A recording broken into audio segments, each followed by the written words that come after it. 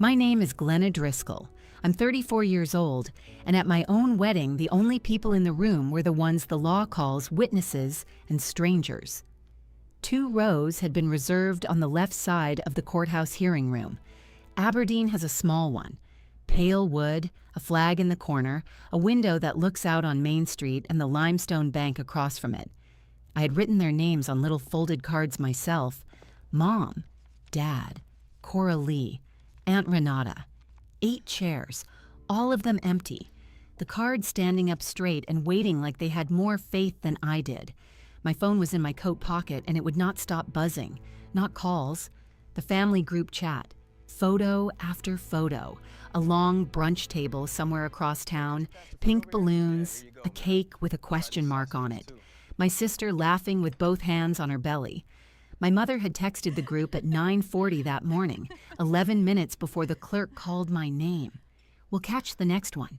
Coralee's day matters more. The clerk looked at the empty rows, then at me and Wesley, and she said, "You may be seated," to no one. Her voice came back off the bare walls. Wesley squeezed my hand. His friend Dale stood up as the second witness, in his good shirt, and the woman who notarizes deeds down the hall came in to be the first because I asked her in the lobby and she had a kind face. I did not scream. I did not beg. I signed where she pointed. Glenna Driscoll. In the same neat hand my grandmother taught me at a kitchen table 25 years ago. And here is the part I need you to hold on to, because it is the whole story. By the end of this, every signature my mother forged would be read out loud in a room she could not walk out of, and the farm she thought she had quietly buried would carry a name she never expected. I just didn't know it yet, standing there in a borrowed blue dress with a phone going off against my ribs. But this story really starts long before that morning. It starts at a kitchen table north of town, on the Driscoll land off the county road that runs past Moccasin Creek, with a woman named Marin Driscoll, and a sentence she said so many times I can still hear the exact weight of it. Numbers don't take sides, Glenna. She was my grandmother, and she was the one who raised the useful half of me. Our family had 2 daughters in my generation, me and my sister Coralee, 4 years younger. From the beginning, we were sorted. Coralee was the one you celebrated. Glenna was the one you used. I don't say that bitter. I say it the way you'd read a label off a jar because it took me 30-some years to read it plain and I'd rather just hand it to you. When Coralee had a dance recital, the whole family drove 2 hours. When I won the county math contest in 7th grade, my mother said that was nice and asked if I'd balanced her checkbook yet because the bank had called again. I was the one handed the calculator. Coralee was the one handed the spotlight. By the time I was 14, I was reconciling my mother's accounts at the table after supper, finding the dollars she'd lost, the late fee she'd missed, the small math she could never make come out even. She'd kiss the top of my head and say, "My little accountant." And that was the warmest she got, and I learned to live on it. You know the kind of love I mean, the kind you have to be convenient to keep, the kind that comes with a balance due. Marin saw it. My grandmother saw all of it from her chair on the porch, and she did a quiet thing about it that I didn't understand for 20 years. She started teaching me her books, not homework, her actual farm ledger, a long leather one. Double entry, every line hand-ruled with a steel ruler, so the columns ran dead straight. Lease income on the left, what she called it. Cattle, seed, the man who cut hay. She'd put my finger at the top of a column and run it down to the bottom and make me say the total before she did.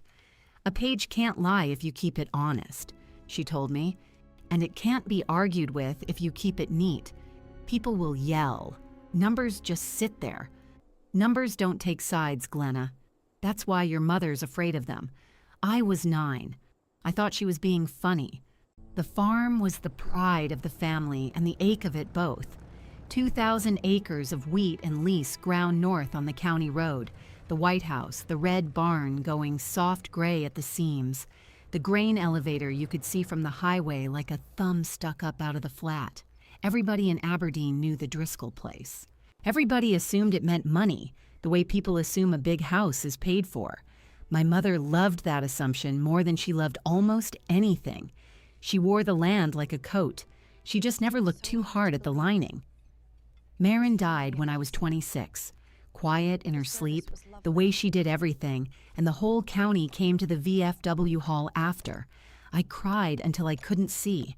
And the day after the funeral, my mother had the locks changed on the farmhouse and told me gently, the way she said all her cruel things, that it was simpler if just one person handled Grandma's affairs and that one person would be her. I let her. I want you to understand how good I was at letting her. I was the strong one, and the strong one's whole job is to not make it harder. So I went back to my apartment in town and my job at the feed co-op doing their books, and I did not ask one single question about a 2,000-acre estate, because asking would have been inconvenient, and being inconvenient was the one sin in our family with no forgiveness. There were only two things from my grandmother I kept close. One was a thing she gave me, and one was a thing she left me. And at the time, I understood neither. The thing she gave me, near the end, was a small brass key on a ring, a safe deposit key, stamped with worn numbers. She pressed it into my palm in the hospital and closed my fingers over it and said, "When you need what's mine, you'll know the box." Then she fell asleep. I put it on my key ring, and it has ridden there ever since, next to my car key and the co-op key. 8 years of me not knowing it was a loaded thing. I'd hear it click against the others 100 times a day and never once think to ask what it opened. The thing she left me came through the bank. About a week after the funeral, the branch manager called the co-op and asked for me by name, Ines Halverson. The Driscoll Bank is a low limestone building on Main, the kind of branch where the manager knows your balance and your mother's balance and doesn't say either out loud. Ines is maybe 60, square glasses, a voice like she's reading you a weather report, no matter what she's actually telling you. She sat me down in her glass office and put a sealed envelope on the desk between us. Thick paper, my grandmother's hand on the front, just my first name, Glenna. Marin left this here for safekeeping, Ines said, with instructions. What instructions? That I hold it until you came for it on your own, that I not call you about it more than once. She folded her hands. She said, and I wrote it down so I'd get it right. She left instructions only you could open. Ines slid the envelope an inch closer. There's a line on the back. I turned it over. On the flap, in the same straight-ruled letters as her columns, my grandmother had written, "Open it the day they forget you." I sat with that envelope in my lap for a long minute. Open it the day they forget you. I was 26 and freshly motherless of the only mother who'd really mothered me, and I thought, my family hasn't forgotten me. They call me every week. They need me every week. I'm the one who balances the checkbook, files the taxes, knows where the calculator is. They could never forget me. I'm too useful to forget. I thanked Ines and I left the envelope sealed, and I asked her to keep holding it. She looked at me a long beat over those square glasses, and she nodded like she'd expected exactly that and was a little sorry about it. "It'll keep," she said. She knew it would keep. So that was where things sat for 8 years. The land was Mom's to handle. The envelope was sealed in a bank box. The brass key rode my key ring and opened nothing I'd ever tried. And I went on being the daughter you call when something needs adding up. And I let myself believe that being needed and being loved were the same coat with 2 different linings. Then Wesley happened, which was the first good, plain thing that was ever just mine. Wesley Tarrant, stationed out at the Guard Armory, then regular Army, a quiet man who fixed engines and listened more than he talked, which after my family felt like lying down in a cool room. We met when his unit's vehicles came through the co-op for feed runs, and he asked me, dead serious, whether I could explain a spreadsheet to him because his were a mess. I have never in my life been flirted with through accounting before. Reader, it worked. We were going to get married in the spring at the farm. under the cottonwoods, the whole thing. I told my mother in February. She got a look I should have read better. She said, "Well, we'll see. It depends on Coralee's schedule. She's got a lot going on." Yes, I'm sure. Coralee was pregnant, the first grandchild, and you'd have thought she'd invented the concept. Every conversation that whole winter routed back to her like water, to the low spot in a field. Then Wesley's orders came in March. A deployment, the date moved up, 8 weeks earlier than we'd planned a wedding for. So we did the sensible thing, the small thing. Courthouse, a Tuesday. I called my mother and told her the date and the time, the courthouse on Main, 10 in the morning, and please come, it's small, but it's mine, it's the one day I'm asking for. She said she'd put it in the group chat. She did put it in the group chat, right under the photo of the cake with the question mark on it. Coralee's gender reveal brunch had been set for that same Tuesday morning, a thing I hadn't even known existed until it sat there glowing on my phone. And my mother's choice between her 2 daughters' 2 mornings took her about as long as it takes to type. We'll catch the next one. Coralee's day matters more. There is no next one. That's the thing about a wedding. But I didn't write that back. I didn't write anything back. I put the phone face down and I ironed the blue dress, and I asked Dale and the deed notary lady to stand up for us. And I married Wesley Tarrant in a room with 2 empty rows and a flag in the corner, 8 hand-lettered cards standing watch over 8 empty chairs. And here's the part I've never told anybody, the small, ugly, true part. Walking out of the courthouse, married with my husband's arm around me and a deployment counting down, the feeling I couldn't get out of my chest wasn't anger. It was that old reflex, the trained one. The worry that I'd made things hard for them somehow. The reflex to call my mother and smooth it over, tell her it was fine. The brunch sounded lovely. I understood. I made it 3 days before the news changed everything. 3 days after the courthouse, a reporter from the Aberdeen paper called the Armory because a local soldier shipping out is a story in a town this size, and somebody had given them my husband's name. By that evening, it was on the local news, Wesley's photo, his unit, the word deployment, and underneath it, his brand new wife, a Driscoll. "Married Tuesday," the man said warmly just before he ships out, the whole county watching it over supper. My phone started buzzing again that night, the same group chat that had been so busy with pink balloons 3 days before. But the words coming in now were different, and they came fast, and they all wanted the same thing they'd never once offered first. They wanted in. They wanted in, and they wanted it the way water wants the low spot, fast and without asking permission. My mother called 4 times before I'd even gotten Wesley's photo off the television screen. Coralee texted a string of hearts. Aunt Renata wrote a paragraph about how proud the whole family was, how we'd always been a close-knit bunch, how we should do a big dinner before he ships out, a proper send-off, the kind of thing the Driscolls were known for in Aberdeen. 3 days before, 8 chairs had stood empty under 8 little cards. Now there was going to be a proper send-off. I want to tell you, I saw it clean right then. I didn't. The trained part of me, the convenient daughter, felt the old warm thing crack open in my chest, the relief of being wanted, and I almost answered yes to all of it. I sat on the edge of the bed with the phone glowing and Wesley watching me from the doorway, and he said the quietest, kindest thing. "You don't owe them a reply tonight," he said. "The Army's got me at 0500. Come to bed." So I didn't reply. And the next morning, with Wesley gone to muster and the house too quiet, I did something I had not done in 8 years. I drove out to the farm, north on the county road past Moccasin Creek where it runs under the little iron bridge, past the lease ground gone green with new wheat, up the long drive to the White House and the red barn going gray at the seams. The grain elevator stood up against the sky like it always had. My mother kept the place locked since the day after the funeral, but I knew Marin had hidden a key in the same coffee can on the porch for 40 years, and my mother, who never looked too hard at linings, had never thought to move it. The house smelled like dust and the ghost of wood smoke, everything where she'd left it, and I went straight to the thing I'd come for, because somewhere on the drive a door in my own head had finally swung open. Open it the day they forget you. I had spent 8 years telling myself I was too useful to forget.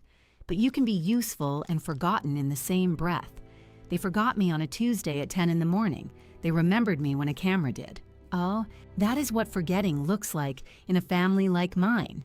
And I had finally let myself read it plain.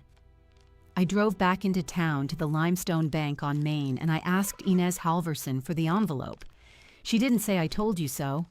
She went to the back and came out with it, my grandmother's hand on the front. Just Glenna, the flap still sealed after all these years. Open it the day they forget you. Inez set it down and folded her hands and waited, and I slid my thumb under the flap right there at her desk. Inside was not a letter. Inside was a small flat tin, the kind that once held peppermints, light as nothing. I shook it gently and something slid.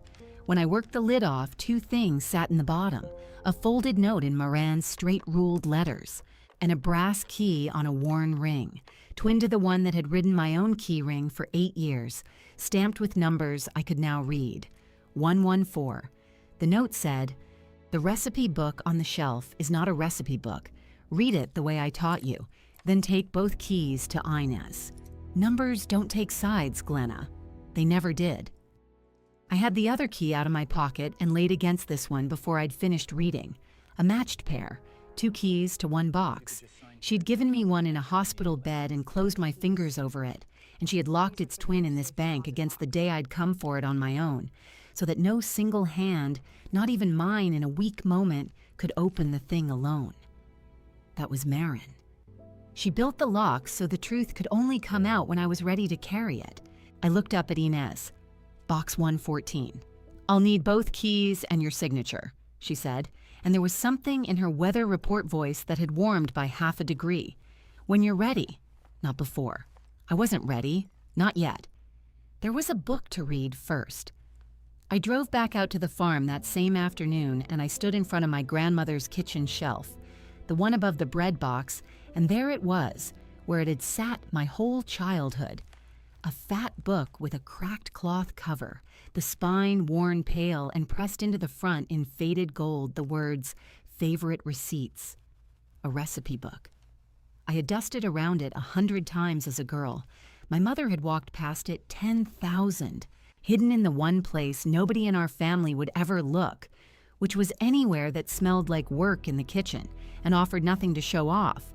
I took it down and opened it, and it was not recipes. It was her ledger, the long double-entry book, every line hand-ruled with that steel ruler so the columns ran dead straight, the leather inside the cloth cover, lease income on the left, the way she'd taught me with my 9-year-old finger at the top of a column.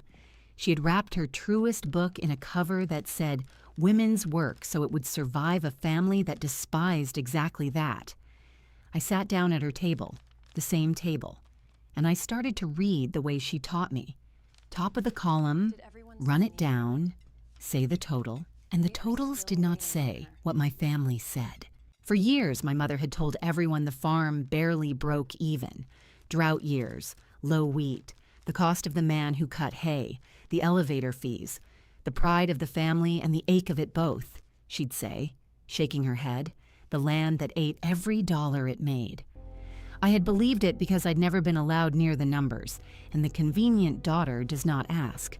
But the lease income on the left side of Marin's columns was not small.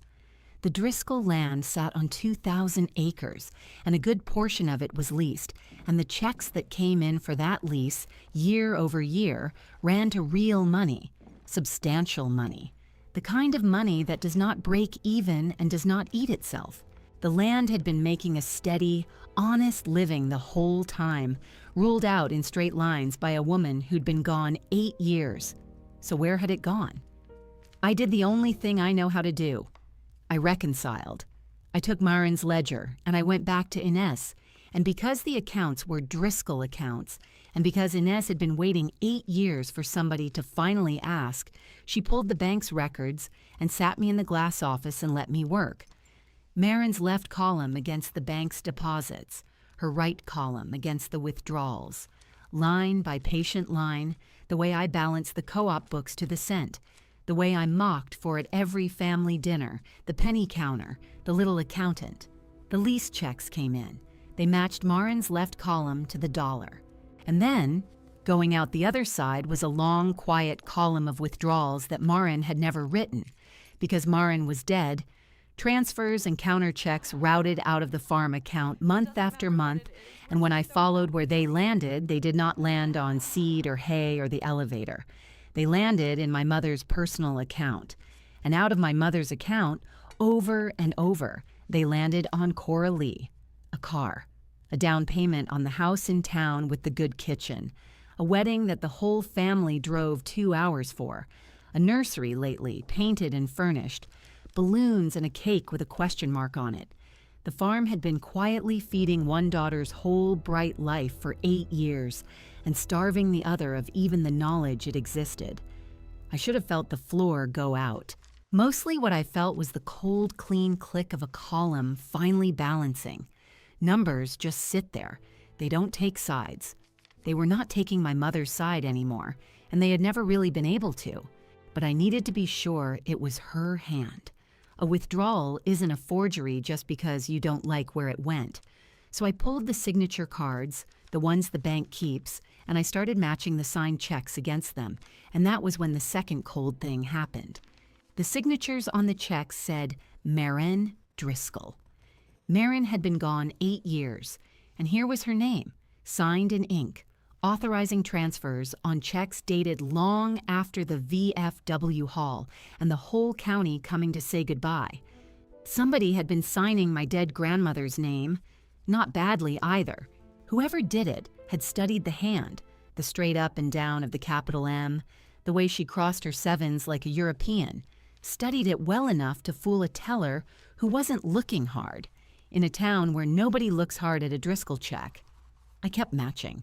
And I want to tell you about the one that stopped me cold, because this is the part I keep coming back to. There was an entry in Marin's own ledger, the recipe book ledger, dated 4 months after she died, in her style. Her straight-ruled line, her column, her way of abbreviating the lease tenant's name, but not her hand, close, practiced. But once you've run your finger down 10,000 of someone's lines, the way she made me do, you know their hand the way you know a voice in the dark. And this was not Marin's hand. Somebody had not only forged her name at the bank, somebody had kept writing in her dead book, out at the farmhouse, trying to keep the false totals looking true in case anyone ever came reading. Somebody had sat at this table, where I was sitting, and written in a dead woman's book to hide what they were taking. And they'd kept the book on the shelf disguised as recipes because they thought no living soul could read it but the woman who wrote it. They forgot there were 2 people Marin ever taught. I closed the ledger and I sat in the quiet kitchen for a long while. Then I went and found the 2 men and women left in this county who could tell me whether what the numbers were saying out loud was really true. The first was Delwood Skarsgård, who had worked the Driscoll land since before I was born, a big, slow, careful man with hands like tool leather. I'd assumed he'd been let go years ago, but when I drove out to the lease ground, he was there, mending fence. And when I asked him plain how he'd kept getting paid through the lean drought years my mother always talked about, he leaned on the post and looked at me a long time. "Weren't no lean years, Glenna," he said, not the way she told it. "Your grandmother kept me on the books herself, quiet. Even after she passed, I figured the estate did. The lease money come in every season strong as ever. Big checks. I cashed enough of them at that bank to know." He frowned. "I asked your mother once where it all went. She told me it weren't my business and to be glad I had work." He paused. It was real, and it was large. And somebody was standing between it and where it was supposed to go. The second was a small white-haired woman named Mrs. Pruitt, a war widow my grandmother had known at the VFW. I found her at the hall on a bingo afternoon, and when I said I was Marin's granddaughter, the bookkeeper one, her whole face opened. She paid my heating bill 3 winters running and made me swear never to say, Mrs. Pruitt told me, holding both my hands. Wouldn't let me thank her in public. Said the only charity worth doing is the kind nobody claps for. She squeezed. That woman protected half this town without a single one of us allowed to say so out loud. She didn't do it loud. She did it in the books, where it'd hold. I drove home in the long, flat light with both of those true things sitting in my chest next to the ledger, and I understood what my grandmother had really left me. Not just proof, a pattern, a way to protect people that didn't need a spotlight, that lived in straight ruled lines and held up in a room where yelling couldn't. There was only one thing left to read before I was ready, and it was locked in a steel box on Main Street behind 2 brass keys. The next morning, I put both keys in my coat pocket, drove into town, and asked Inez Halverson to take me back to Box 114. Inez led me back through the low limestone branch on Main, past the teller windows where my family's checks had been cashed for 40 years, to the steel room at the rear where the boxes sat in their brass grid. Box 114 was low on the wall, near the floor, the kind of box a person had to kneel for. Inez fitted the bank's guard key, and then she stepped back and folded her hands and let me do the rest myself, the way Marin had built it to be done. I put my own key in one slot and her key in the other, the matched pair that had ridden 8 years apart, one in my pocket and one in this vault, and I turned them together. The lock gave with a small, dry sound like a held breath finally let go. Inside was a long gray drawer, and inside the drawer were the things my grandmother had sealed away against this exact morning, the originals. That was the first thing, a thick band of canceled checks held with a brown rubber band gone brittle, every one of them drawn on the farm account, everyone made out in amounts that did not break even, everyone signed at the bottom in a hand that wanted to be Marin's and was not. I had matched their photographs against the signature cards in the glass office. Here were the things themselves, the actual paper that had moved the actual money, the kind of evidence that turns a family argument at a supper table into something with a case number. I set them on the little shelf by the boxes, and my hands were steady. The penny counter's hands. They have never once shaken when there were numbers in front of them. Under the checks was the deed, the true deed, the original, the Driscoll land in full, 2,000 acres north on the county road off Moccasin Creek, and clipped to it a probate document with a raised seal and Marin's real signature, her actual hand, the straight up and down capital, the sevens crossed like a European, a trust. She had drawn up a trust years before she passed, quietly through a lawyer 2 towns over so nobody in Aberdeen would carry the gossip of it back to my mother. And into that trust she had placed the land and the lease income both, and she had named the beneficiary in her own ink. Glenna Driscoll. Not the estate, not Lorette. Not the family in equal shares to be administered by the mother as my mother had told everyone for 8 years. Me.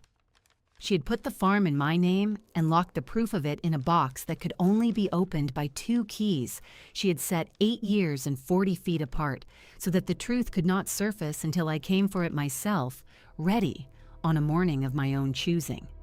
I knelt there on the cold floor of the vault, and I understood the whole shape of it at last.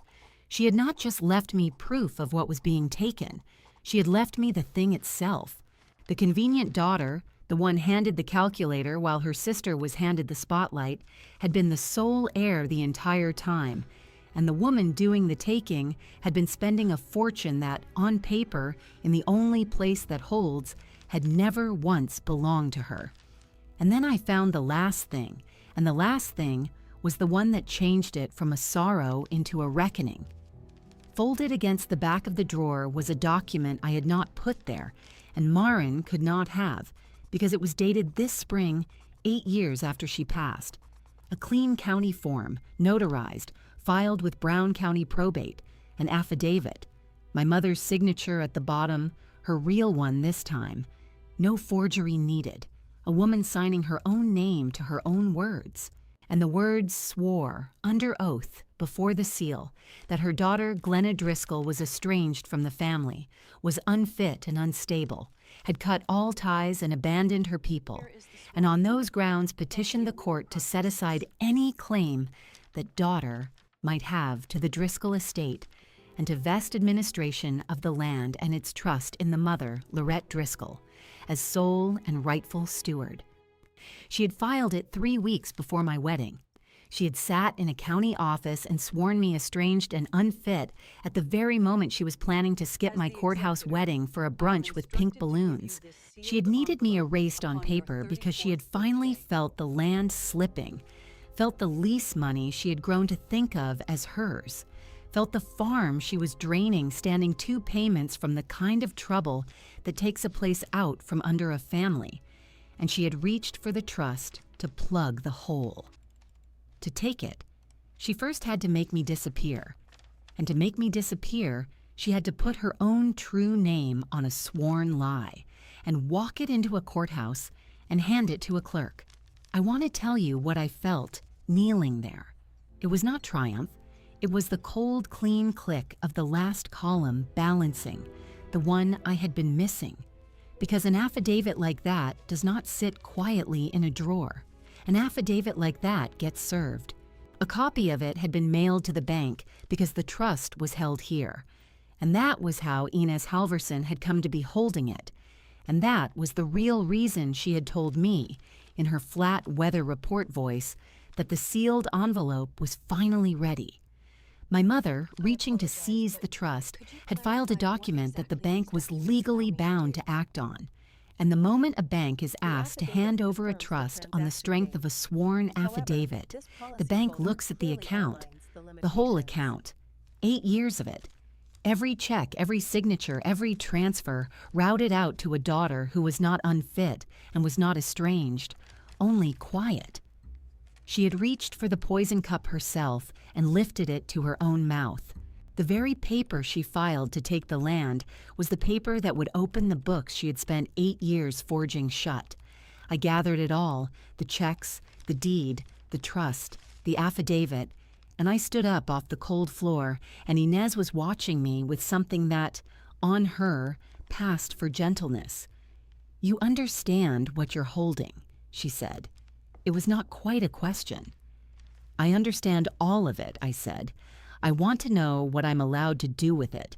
So she told me, plain the way Marin would have. The affidavit had already triggered the bank's duty to review. A pattern of withdrawals authorized by a signature belonging to a depositor 8 years deceased was not a family matter and was not the bank's to forgive. It was a thing that, once seen, the branch was obligated to report, a suspicious activity filing that would go up the chain to the people whose job it is to look at exactly this. The probate court would not be able to act on my mother's petition without reopening the estate, and the moment Brown County reopened Marin's estate, the trust in my name and the forged checks against it would both come into the light at the same hour. The civil side would follow on its own legs. A restitution order, the law's quiet way of saying the money comes back. And the forged name of a dead woman on 8 years of paper was a referral that did not need my anger to move it. It moved itself. The mechanism was already turning. It had started turning the day my mother walked her sworn lie into the courthouse, and it could not be stopped now by any reply I sent or did not send to a group chat. "It runs on its own," Inez said. "You don't have to raise your voice. You only have to decide when the family learns what the books already know." I knew the answer to that before she finished the sentence. I had known it, I think, since the white-haired widow at the VFW squeezed my hands and told me Marin protected half the town without letting anybody clap.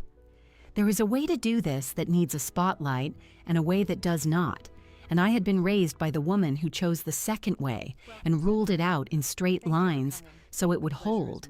But there is also a difference between hiding the truth and choosing the room you set it down in. My grandmother had taught me both. She had hidden the truth in a recipe book against the day it could be carried. She had never once said it should stay hidden after.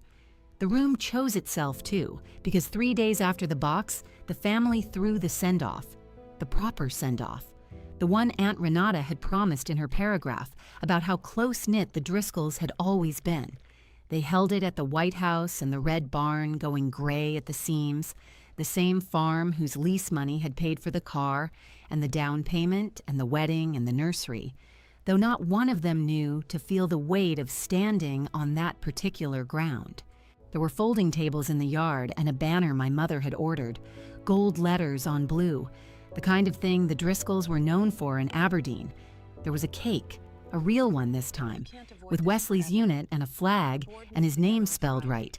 The county had seen him on the news, married just before he ships out, a Driscoll girl's husband, and so the county came, and my mother stood at the head of the longest table in a dress the color of the pink balloons and told everyone who passed how proud the whole family was, how we had always stood together, how a soldier's send-off was the kind of thing a family like ours did right. 8 chairs had stood empty under 8 little cards at my wedding. Here, every chair was full, and they were full for him, and through him for the cameras, and they thought I did not see the difference. They thought the convenient daughter had come home grateful, smoothed over, glad to be wanted at last, ready to pour the coffee and count herself lucky to be back inside the warm circle that had shut the door in her face 3 weeks before. I wore a plain dress, and I sat straight, and I let them believe it for 1 whole hour. I let my mother put her hand on my shoulder for a photograph.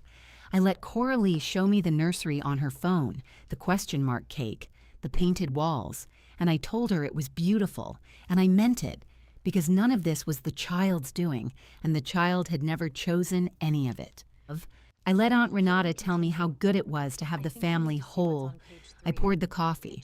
I was, one last time, the useful one, the quiet one, the little accountant who counts pennies and never raises her voice. And under the longest table, in a canvas bag at my feet, sat my grandmother's recipe book that was not a recipe book, the leather ledger with its hand-ruled columns, and tucked inside its cover the band of forged originals, the true deed, the trust in my name, and the sworn affidavit in my mother's own hand. I had carried it in past all of them, and not one person had looked twice at a plain woman with a plain bag, because in this family nobody had ever looked too hard at the thing that smelled like work and offered nothing to show off. When the coffee was poured and the cake was cut and the yard had gone quiet enough that a voice would carry without ever being raised, I reached down into the bag and I lifted the ledger onto the table, and I turned it around to face them. The yard went the kind of quiet that settles over a place when people sense something is about to happen and do not yet know what. My mother's hand came off my shoulder. Coralee looked up from her phone. Aunt Renata set down her cup, and I opened the leather cover the way Marian had taught me to open a set of books, flat and square, with both hands, so the spine would not crack and the pages would lie true. Before anyone says anything, I said, and I did not say it loud, I said it the way I say a balance to a client. Even in final, I want to read you some numbers. My mother laughed once, a short, bright sound she had been making my whole life, the sound she made when she was about to explain why I had misunderstood. Glenna, honey, this is Wesley's day. Whatever this is can wait for It's the farm ledger, I said. Grandmother Marin's. The one that sat on her shelf 8 years dressed up as a recipe book, where every single one of you walked past it because it looked like work. I turned the first ruled page toward them. It can't wait. The bank's already reading it. I thought you'd want to hear it from family first. That landed. I watched it land. My mother's face did the thing a column does when the figure at the bottom is wrong, and the person holding the pen knows exactly where the error lives. Lease income, I said, and I put my finger at the top of the left-hand column and began to slide it down, slow, line by patient line. 2,000 acres north on the county road off Moccasin Creek. Delwood's been working that ground 40 years. The lease pays out every season, strong as ever, every season since grandmother passed. These are the amounts. They are large. Read them. They were never lean. There were no lean years. That was a story told at this very table to keep the rest of you from asking where the money landed. I let my finger rest. It was supposed to land here in this account for this family. Hold that. Now look at the other side. I turned the page to the right-hand ledger, the withdrawals, the column I had reconciled against Inez Halverson's records for 3 nights running until the 2 sets of paper agreed to the penny. Withdrawals, I said. Here's the down payment on Coralee's house. Here's the car. Here's the wedding she had with 300 guests in the church on Main. Here is the nursery, the painted walls, the cake with the question mark. Every one of them is real. Every one of them is dated, and every one of them was drawn against the lease money from grandmother's land. I looked up once. Coralee had gone the color of paper. I'm not saying you knew, Coralee. I don't think you did. The numbers don't care either way. They just record. That's enough, my mother said, and her voice had dropped its brightness now, gone low and hard. That money was managed. I managed this family. You have no idea what it costs to hold a place like this together while one daughter runs off and marries the army and the other. The signatures, I said over her, gentle, unhurried, the way you read the next line whether or not the room is ready. I turned to the band of canceled checks and laid 3 of them on the ledger in a row, face up, in the gold afternoon light. This is grandmother's signature on her real bank card, straight up and down capital, 7s crossed like a European, and this and this. These are the checks that moved the money. Look at the M. Look at how it leans. Somebody practiced her hand and never got the lean right. I set down a 4th check. Whoever signed these signed them in a hand that wanted to be Marin Driscoll's and was not. Nobody at the table breathed. Somewhere out past the gray barn, a meadowlark ran its whole bright phrase and finished it. And here, I said, and I turned to the page that had stopped my heart in the kitchen weeks before. The entry, dated 4 months after we buried her, is my favorite one. This line was written after grandmother died, in her style. The ruled column, the abbreviations she used, the little ticks she made for a posted transfer, but not her hand. Somebody kept writing in a dead woman's book to keep the columns looking like hers. Somebody who knew the system well enough to copy it and needed the draining to look like it had grandmother's blessing long after grandmother could give or refuse it. My mother stood up from the head of the longest table, the pink dress, the gold on blue banner with Wesley's name spelled right behind her, the cake with the little flag. You always did this, she said, and her voice shook now, and under the anger I heard at last the thing that had driven all of it, the thing she had been outrunning for years. You sit there with your little numbers like they make you better than the rest of us. You don't know what it is to watch a place you love go under. 2 payments. We were 2 payments from losing all of it. The house, the barn, the name. You married a man with a steady check and a pension. You were provided for. You didn't need it. Your sister needed it. I did what a mother does. I kept us afloat. There it was, said out loud at last in front of everyone, the fear that had been steering her hand for 8 years. Not greed, exactly. The horror of the family name going under on her watch and the arithmetic she had built to make the taking feel like duty. Glenna's fine. Her sister needs it more. I am owed this for holding it all together. I know about the 2 payments, Mother, I said. It's in the book. So is what you did about it. And I turned to the last page, and I laid the affidavit on top of the checks, face up, her real signature at the bottom. No forgery this time. A woman's own name under her own sworn words. This is an affidavit, filed with Brown County Probate this spring, 3 weeks before my wedding. In it, you swear, under oath, before a notary, that your daughter Glenna Driscoll is estranged, unfit, and unstable, that she has abandoned her family, and you ask the court to set aside any claim she has to the estate and put the land and its trust in your hands alone. I smoothed it flat with 2 fingers. You filed this so you could take the trust to plug the hole. To take the trust, you had to make me disappear. So you sat in a county office and swore me unfit, and then you skipped my wedding for a brunch with pink balloons because on paper I was already gone. Glenna. Aunt Renata's voice, very small. "There's a trust," I said, "to the whole table now, to all the full chairs that had been empty for me 3 weeks before. Grandmother set it up years ago, quiet, through a lawyer 2 towns over so the gossip wouldn't come home. She put the land in it, she put the lease income in it, and she named one beneficiary in her own ink. I let it sit one beat, the penny counters beat, the silence before the figure. Me, the convenient one, the whole time. The farm was already mine, and the woman spending it had been spending money that, in the only place that holds, never belonged to her. My mother reached for the affidavit. I did not stop her. There was nothing in it she could change by holding it. "The thing about that paper," I said, "is that it works. It already did its work. A copy went to the bank because the trust is held there. The moment a bank is handed a sworn affidavit asking it to release a trust, it doesn't just hand it over. It looks at the account, the whole account, 8 years of it, every check, every signature, every transfer." I closed the ledger, soft, both hands, square. "You reached for the cup yourself, Mother. The same paper you filed to take the land is the paper that opens the books you spent 8 years keeping shut." Then I took my key ring out of my coat pocket and I set it on the closed cover, and I separated out from all the house keys and the car key, the small brass one I had carried since the funeral, the one that opened box 114 down at the low limestone branch on Main. I laid it on the leather where every one of them could see it catch the light.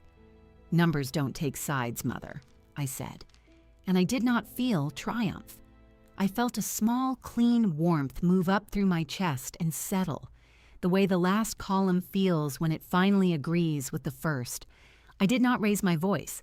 I picked up my coffee and I took a slow sip, and I let the cup click back into its saucer, and that small, ordinary sound was the loudest thing in the yard. What happened after did not need me to push it. Inez Halverson had already filed the report the law required of her, the quiet kind that goes up the chain to the people whose work is to look at exactly this, a depositor's signature on checks drawn 8 years after she had passed. Brown County reopened Grandmother's estate, and the moment it reopened, the trust in my name and the forged checks against it came into the light in the same hour, exactly as Marin had built it to.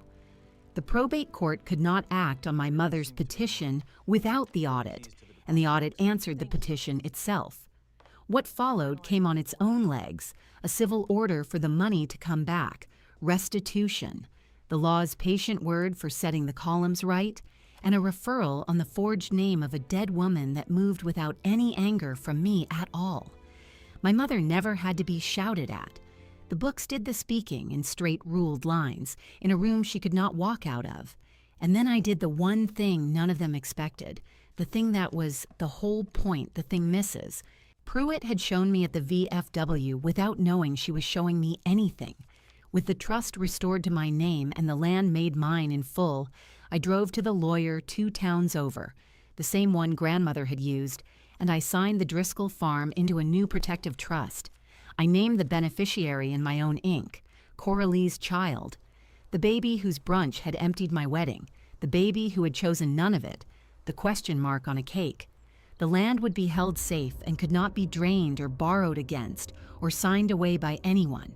Not Coralee, not my mother, not me, only kept and grown and handed to that child whole. I did not tell the family at the table. I am Maureen's granddaughter. You do the kind of protecting nobody gets to clap for. I will tell you one more thing, because it is the part that lasts. The branch on Main changed something after all of it. Quiet as everything in that town is quiet. There is a second key required now on any trust account where the holder has passed. 2 signatures, 2 reviews, the way Grandmother set hers, so that no other quiet daughter in Aberdeen wakes one day to find a dead woman's name has been signing checks for years. Inez saw to it. She did not announce it. She ruled it into the procedures the way Marin would have ruled it into a book. I sat at Marin's kitchen table the following week in the chair where she taught me double entry when my feet did not reach the floor, and I opened a fresh ledger to its first clean page. I uncapped the pen. I drew a single straight line across the top of the column, and under it, in my own hand, the straight up and down capital I learned from her, I wrote the new name the land was held for now. She capped the pen and turned the page. The ledger has a keeper now.